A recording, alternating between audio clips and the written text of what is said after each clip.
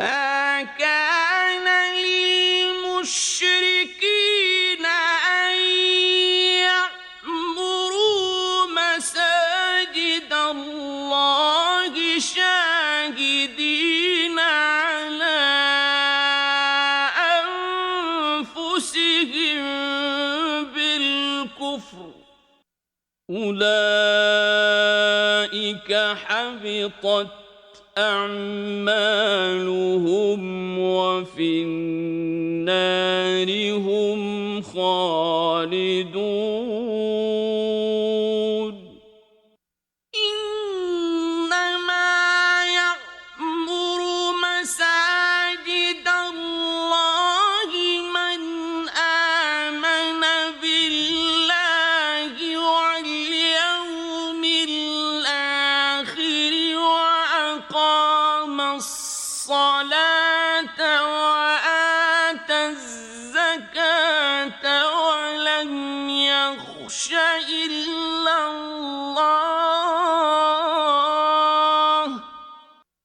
وأقام الصلاة وآتى الزكاة ولم يخش إلا الله فعسى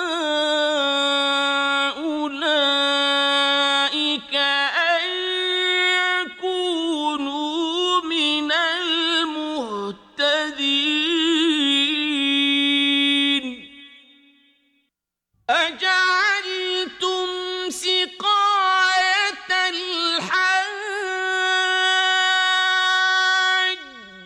وعمارة المسجد الحرام كمن آمن بالله واليوم الآخر وجاهد في سبيل الله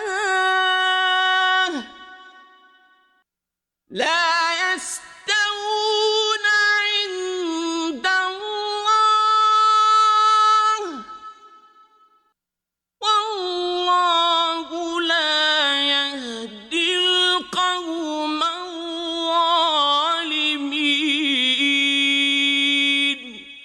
Tidaklah layak bagi orang-orang kafir itu memakmurkan masjid-masjid Allah, sedang mereka mengaku kekufuran diri mereka sendiri.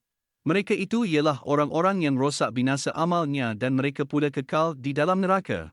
Hanya yang layak memakmurkan masjid-masjid Allah ialah orang-orang yang beriman kepada Allah dan hari akhirat, serta mendirikan solat, menunaikan zakat dan tidak takut melainkan Allah, maka diharapkan mereka termasuk ke dalam orang-orang yang diberi petunjuk.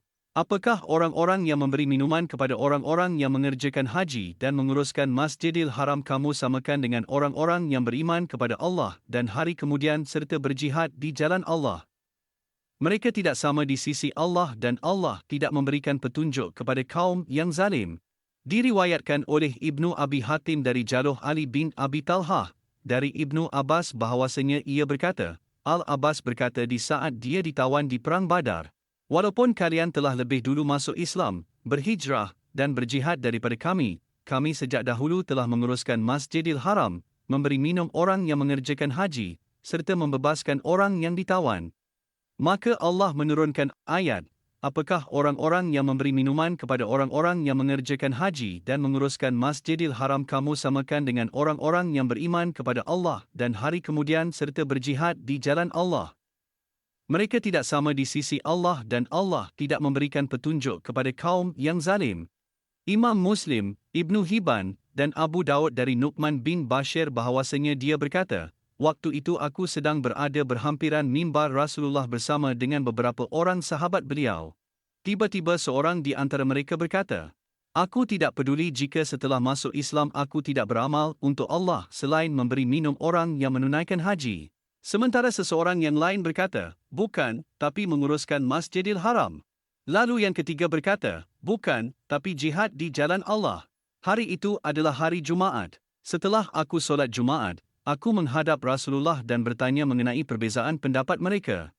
Maka Allah menurunkan firman-Nya, apakah orang-orang yang memberi minuman kepada orang-orang yang mengerjakan haji dan menguruskan Masjidil Haram kamu samakan dengan orang-orang yang beriman kepada Allah dan hari kemudian serta berjihad di jalan Allah? Mereka tidak sama di sisi Allah dan Allah tidak memberikan petunjuk kepada kaum yang zalim.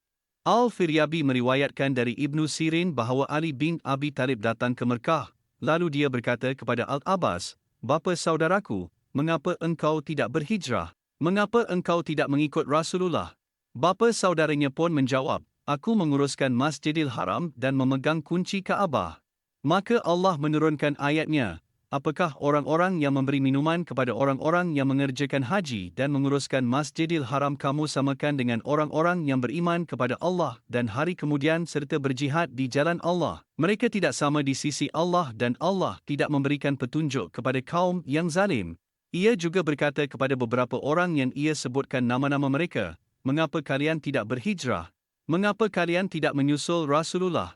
Mereka menjawab, "Kami tinggal bersama saudara-saudara dan kaum kerabat kami di tempat tinggal kami sendiri." Maka Allah menurunkan firman-Nya, "Katakanlah, jika bapa-bapa kamu, anak-anak kamu, saudara-saudara kamu, isteri-isteri kamu, kaum keluargamu, harta kekayaan yang kamu usahakan, perniagaan yang kamu bimbang kerugiannya dan tempat tinggal yang kamu sukai adalah lebih kamu cintai daripada Allah dan Rasul-Nya." Hingga ke akhir, Surah Taubah ayat 24. Abdul Razak meriwayatkan hadis yang serupa dari Sya'bi. Ibnu Jarir meriwayatkan dari Muhammad bin Ka'b al-Quraizi bahawasanya dia berkata, Talhah bin Syaibah, Al-Abbas dan Ali bin Abi Talib saling membanggakan diri. Talhah pun berkata, "Aku pengurus Kaabah dan aku yang memegang kuncinya." Al-Abbas berkata, "Akulah orang yang memberi minum jemaah haji." Ali pula berkata, "Aku sungguh telah solat ke arah kiblat sebelum orang-orang lain, dan aku pun orang yang ikut berjihad."